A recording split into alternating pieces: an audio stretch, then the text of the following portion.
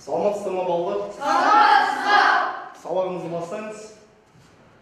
Бүгін қаңтардың 27-сі Сұлтанмахмұт Торайғыровтың «Шығамын тірі болсам адам болып» өлеңін ары қарай игеруді жалғастырамыз. Үйге қандай тапсырма берілді? Жаттап келуге, дайынбыз ба? Дайынбыз. Ендеше дайындалымыз қол көтереміз, кезектесіп айта береміз сабағымызды. Бастаймыз. Кім бастайды? Бекарыс. Орнынан тұрда бастайды. Қараңғы қазақ көңіне өрмелеп шығып күн болам. Қараңғылықтың кегіне күн болмағанда күн болам. Мұздаған елдің жүрегін жылытуға мен кіремін. Еңбек бейнет тарауы, рахатқа сарқылар. Қыздырынып күннің қарауы, надандық теңізге тартылар. Орны оттай көгерер, қызығын жайлап ел көрер. Тұрмыс тағдыр бірде, бұл мақсатта бұрамыз. Қағанар үшін әледе бұрамды жолда тұрамыз. Сынаған жарым күресі, адамнан ас берсін. Өте жақсы. Жалғастырамыз. Қол алжымай, күндегідей айта береміз. Шығамын тірі болсам адам болып, жүрмеймін бұл жақында надан болып, жатқаным көрдетіні жақсы емес пе жүргенше өмір сүріп адам болып. Мен балам жарық күнде сәуле оған, ауылға күнде барып белде болған. Жұлдыз болып көрмеймін елдің бетін, болмасам да толғана бер бақыттыма. Бұл сөзім асып айтқан асылық емес, бойымда оты барар асылық емес. Тебем деп тірі болсам надандықты серт еттім өзіме еттемегес. Өте жақсы. Жалғастырамыз. Балмақ айта бер. Сұлтанмахмұт Торайғыров, шығамын тірі болсам адам болып. Шығамын тірі болсам адам болып, жүрмеймін бұл жағында надан болып. Жатқаным көрде тыныш жақсы емес пе, жүрмеймін өмір надан болып. Мен балам жарық күнде сәуле қуған, алуға күнді барып белді буған. Жұлдыз болсам көрмеймін елдің бетін, болмасам толғанайдай бақыт болған. Бұл сөзім асып айтқан асылық емес, ойында оты барлар асылық емес. Тебем деп тірі болсам надандықты серт етіп өзіме еткемеңіз. Өте жақсы.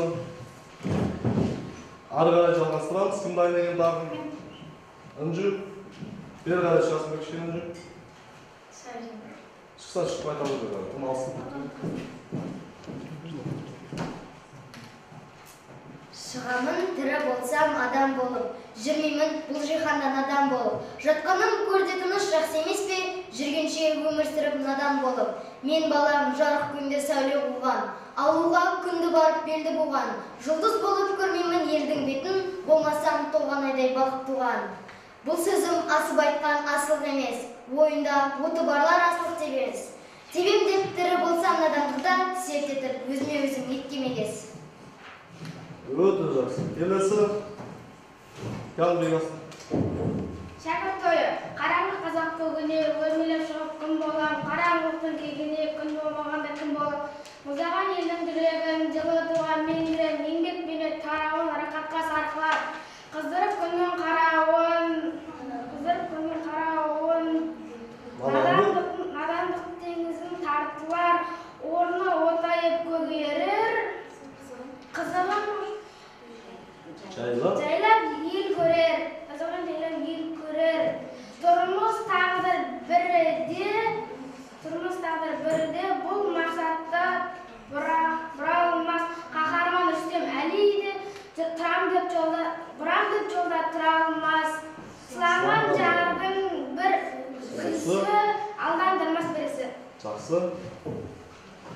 Жалғастырамыз. Айша дайынбыз ба? Шығамын тірі болсам адам болып, жүрмеймін бұл жиһанда надан болып. Жатқаным көрде тыныш жақсы емес пе, жүргенше өмір сүріп надан болып. Мен балам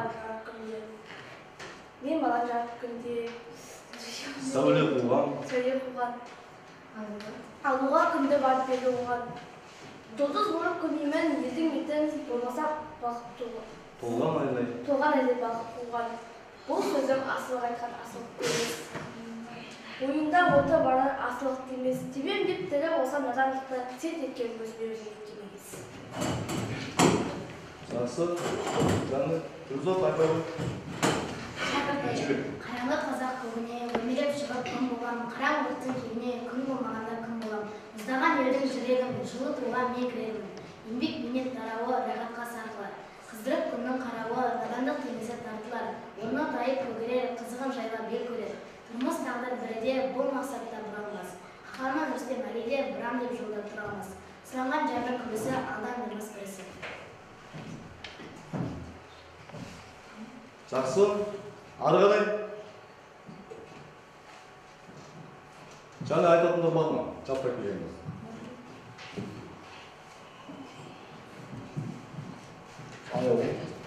Қазақ күніне үмелеп шығып күн болар. Қара бұлтсы киімне күн болмағанда күн болар. Қыздырып күннің қарауы, надандық теңізі тартылар. Оны отайып күлер, қыздығын жайлап еткілер. Тұрмыс тағдыр бірде бұл мақсаттан бұралмас. Қаһарман Рүстем Әлиде бұрам деп жолда тұра алмас. Сыланған жардың күлісі алдан бермес бірісі. Жақсы, кішкене шатасып кетті. Ары қарай.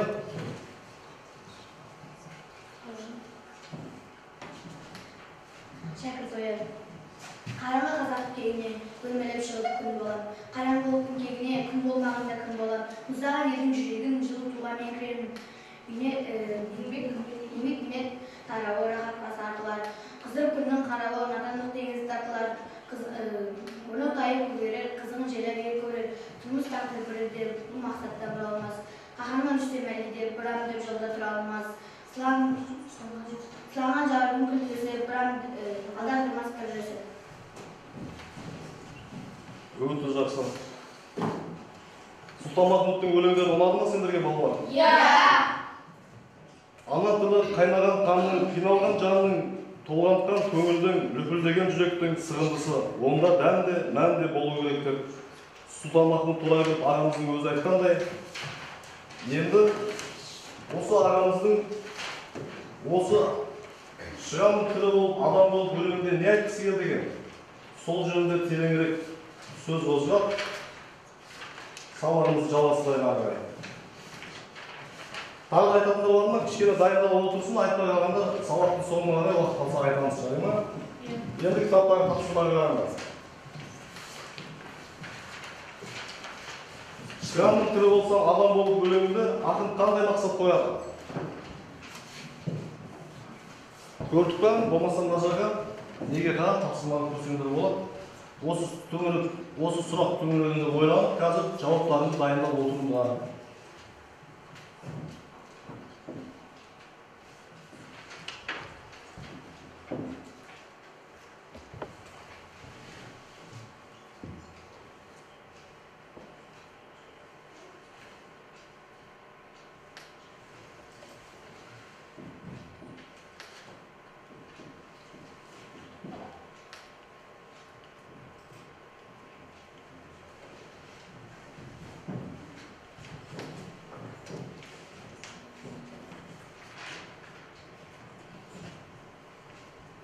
Ya söyley berek, қысылмаймыз.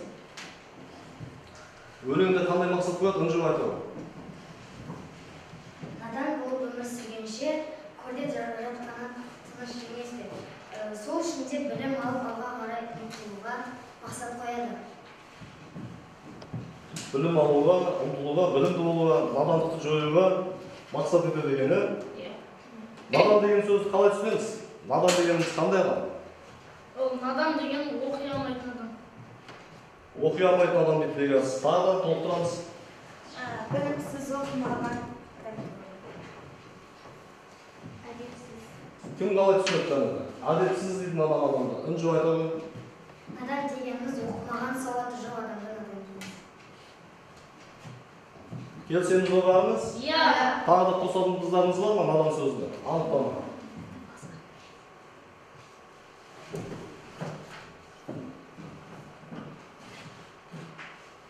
Келесі сауал.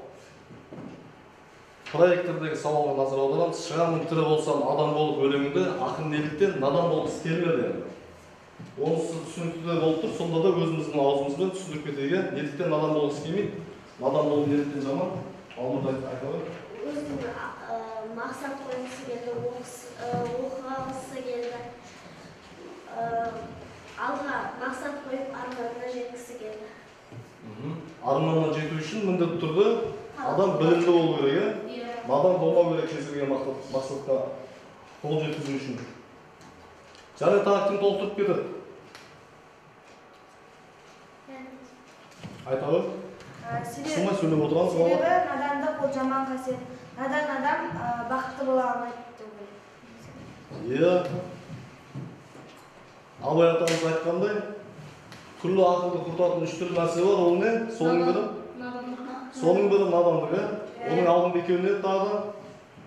Ойыншы күлкішілдік. Ойыншы күлкішілдік, ақыл тоздыратын және Я бір қайға салды. бір қайға салыну, сонымен бірге жалқаулық деген де бар,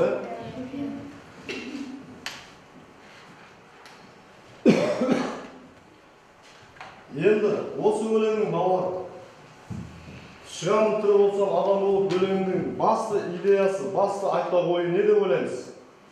Ақынның өлеңі қандай сезімдерге толы? Ақынның өлеңінен біз қандай сезімдерді байқадық? Айта ғой. Шынап қалғандарымызда қосылып отырамыз сабаққа. Басты сезім құштарлық, адалдық, одан кейін талап, жігерлік. Иә, ақынның бойынан есіп тұрған жігерлікті, талаптылықты, өмірге, оқуға деген құштарлықты көріп тұрмыздар. Бұдан қандай сезімді байқадық?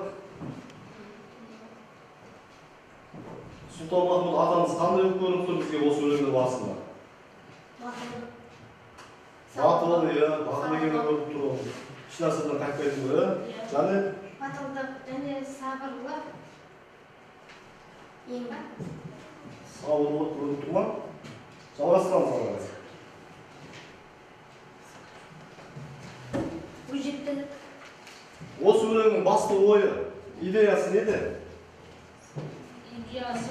Неге шақыру? Надандықтан арылу сөзін бізді оқуға шақырып отыр. Надандықтан арылып, оқу білімге шақырып отыр. Өте жақсы. Ендеше, Түртібал атысы мен балалар кітабымызда Сұлтанмахмұт Торайғыров туралы айтқан, оның қасиеттері туралы айтып өткен, елімізге белгілі адамдардың сөздері бар. Соларды табамызда конспектіне дәптерімізге түсіреміз. Бірінші тапсырма. Кім не айтқан екен? Бірінші сауалға оқып шығайық.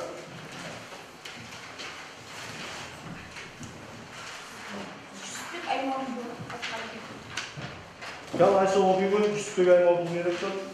Сұлтанмахмұт жас ақындардың ішіндегі ең күшті ақын еді. Өнер білім сәлеміздің аңсап құлаш ұрып келгенде жұртшылық затын жүріп, жауыз тұрмыспен жанталасып алысып жеңе албай бет болды. Тілі жүрсе өзі айтқандай қараңғы қазақ көңілдері жоқтың болғандай, от жалындай зулаған қуат қайрат қылыш жіберген кеткен жұрттың ақыны еді. Иә, өте жақсы. Және кімнің қандай сөздері бар екен?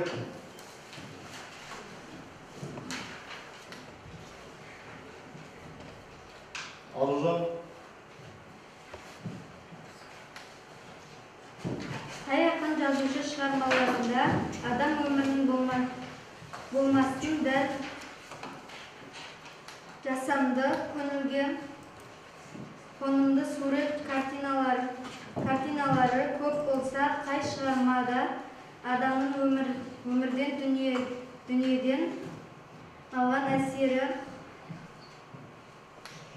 келісті көрсетілген болса, сол ақын жазушы шығармаларының құны қымбат, өмір сүру ұзақ болады. Сұлтанмахмұт шығармаларының осындай шығармалары. Жақсы. Тағы кім қандай сөз айтыпты? Нұртілеу.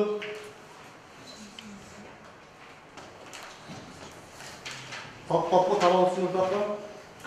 Қарасы аған жерде үшінші сөз оқы.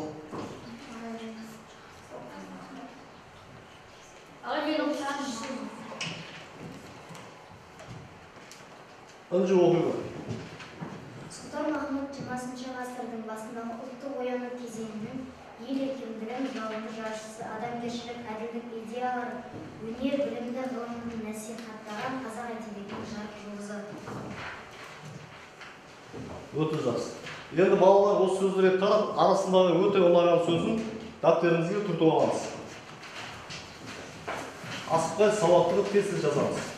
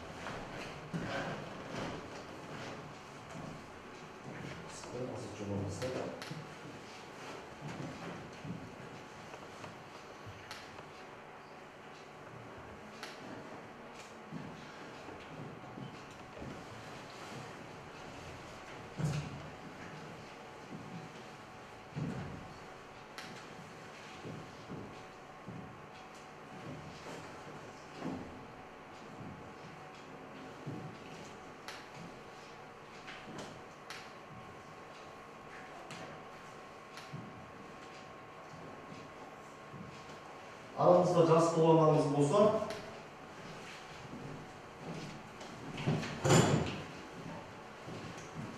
келесі тапсырманы орындаймыз.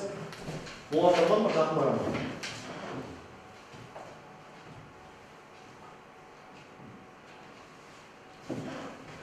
Мына сөздердің баламасын немесе синонимін табуыңыз керек. Табыспай бұл сөздері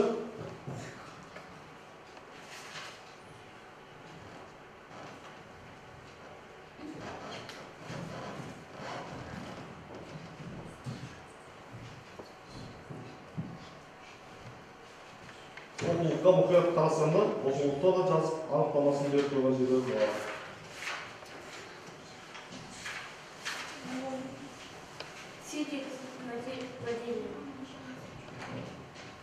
Арасын білетін, синонимін білетін сөздеріңіз болса, кезектесіп шығып, тақтаға жазамыз.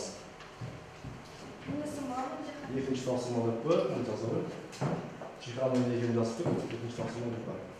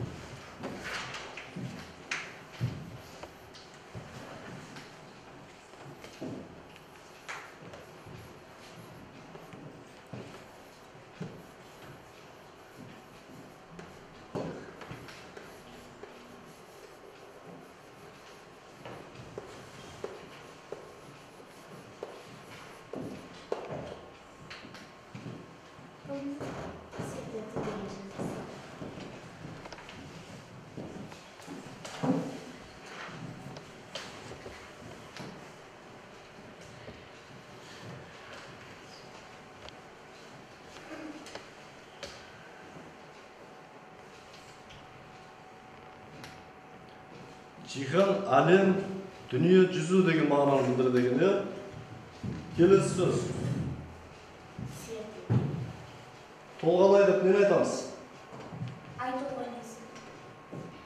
Айдың толған кезін, яғни 15-нен асқаннан кейінгі уақытта. Кім жазады? Келе ойын.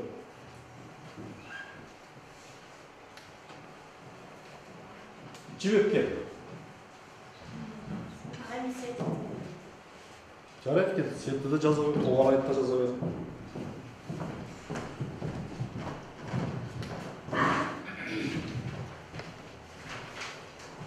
Жас болып па? Мына тапсырманы орындаймыз, мына тапсырмаға қараңдар бар.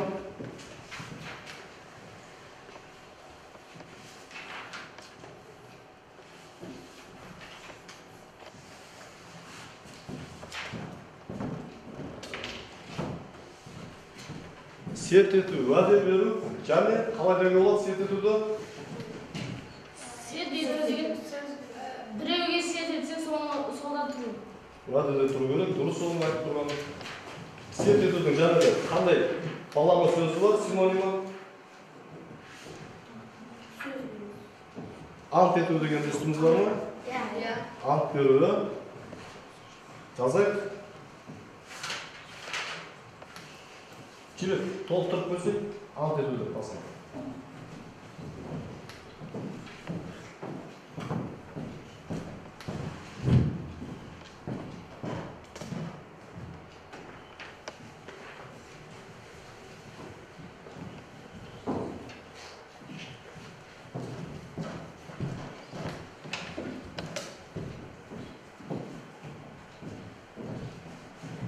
Серт ету, уәде беру, ант ету.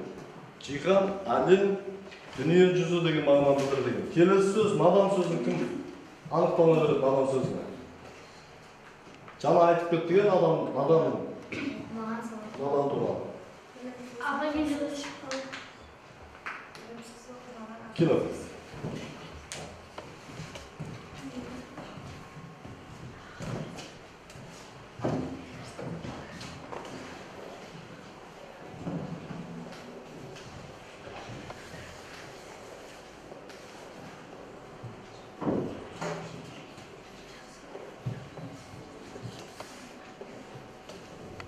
Келесі сөздерге дайын болып отырамыз, салған сөздерге.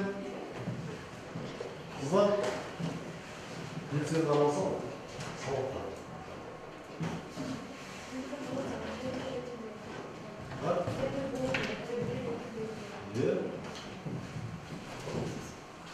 Өтәді. Келес, надан деп қоймадым ба алдына?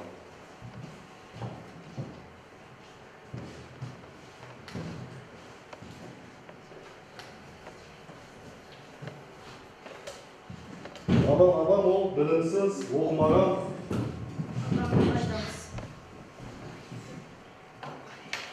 Адам екен. Келесі сөзге белді болу.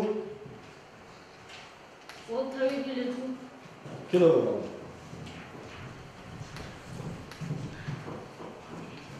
Одан кейін бізді көр деген сөз қалып бара жатыр. Бұл жерде көр сөзінің синонимі қандай? Жатқаның тыныш көрді жақсы емес пе дегендегі көр. Үйде жатқан жақсы емес. Үйде деп ойлаймыз ба көр дегенді? Жердің асты, яғни молада деген сөз білдіреді ол, көр дегеніміз. Жердің асты мола деген. Мола болмаса зират деп қоюға болады. Абай мен жүріш. Егер сен шықты ма? Балмыр өзі жазы салсын, да? Ары қарай балмыр өзі жазы салсын. Жаңағыда үй жұмысын айтпағанда, дайын болып қалған болсаң да айтуға рұқсат. Мен дайынмын. Арамызда Нұргелді дайын сияқтысың ба?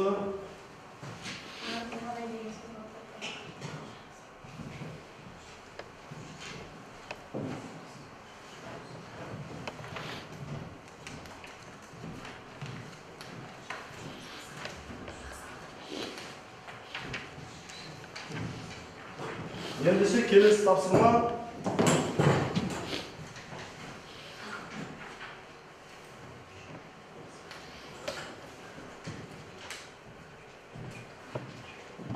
Шәкірт ойы өлеңіндегі ақынның айтпағын топтастырма әдісімен түсіреміз. Жарай ма? Шәкірттің ойы қандай болды? Шәкірттің ойы надандықтан қалу.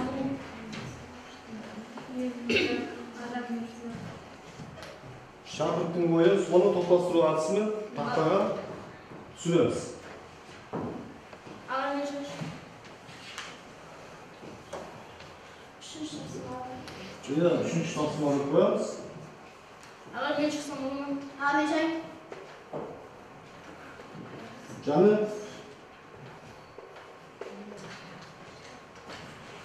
Абай мен жүріш. Кезіктес, ал өкелі. Дайындалып отырып бекарсыз. Тағы да кім шығар?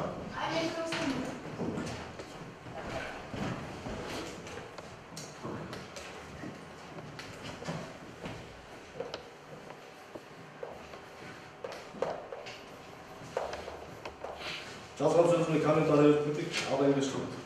Не үшін жаздың оны? Адамгершілік. Шәкірт ойы өлеңінде Сұлтанмахмұт атамыз Ол адамгершілікті. адамгершілікті не істейді? Насихаттайды, шақырады адамгершілікке. Өте жақсы. Келесі.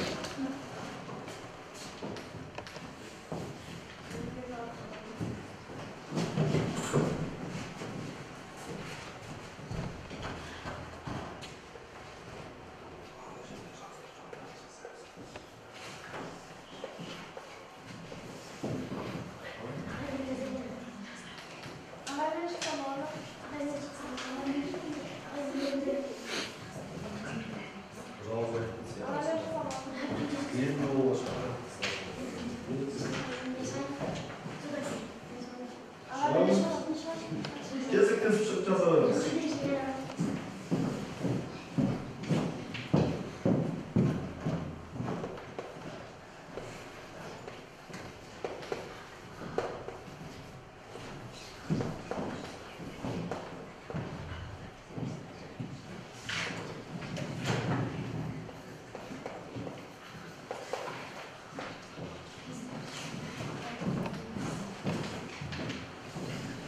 Айтылған үшін не жазды? Сұлтанмахмұт Торайғыров атамыз шәкірт өлеңінде мейірімділікке шақырады. Жақсы. Кел Нұртілек.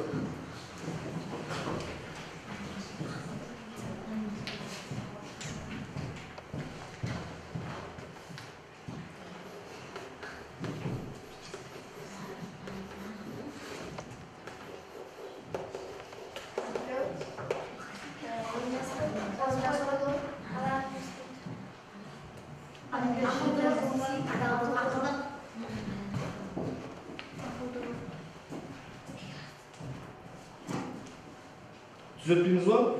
Қайталап жіберді бұл.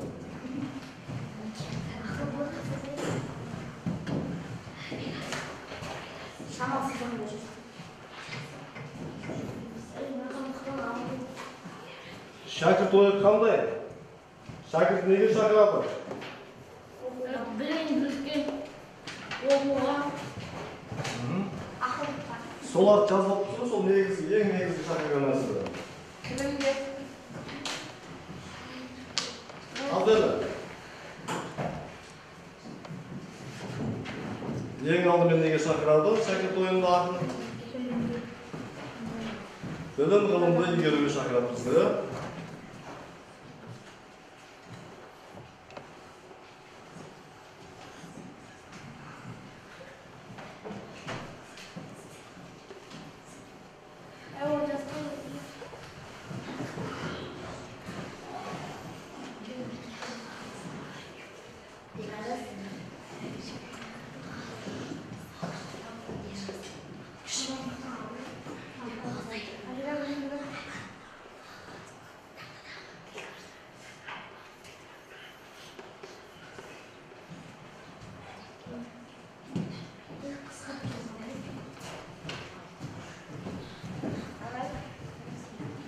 Таза ма? Босатынға алып кетті ма?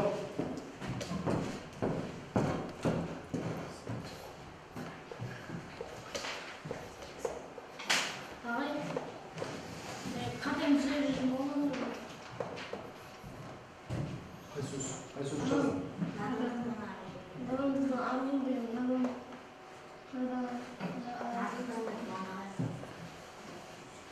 Содан кейін анау тәрбиелік дегенді кім жазды? Неде жаздың? Тәрбиелік. Тәрбиелік болатын шығар, тәрбиелігімізге шақыру. Түземіз хатымызды.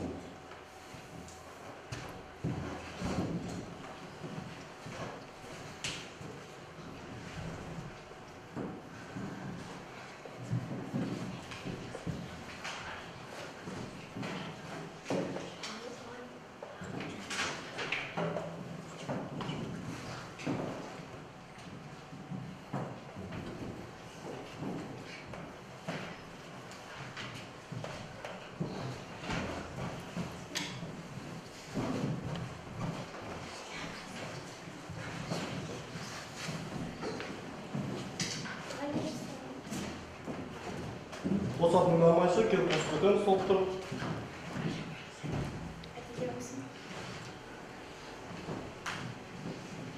Бұл тапсырманы орындап бітсек, келесі 4-ші тапсырмаға қараймыз.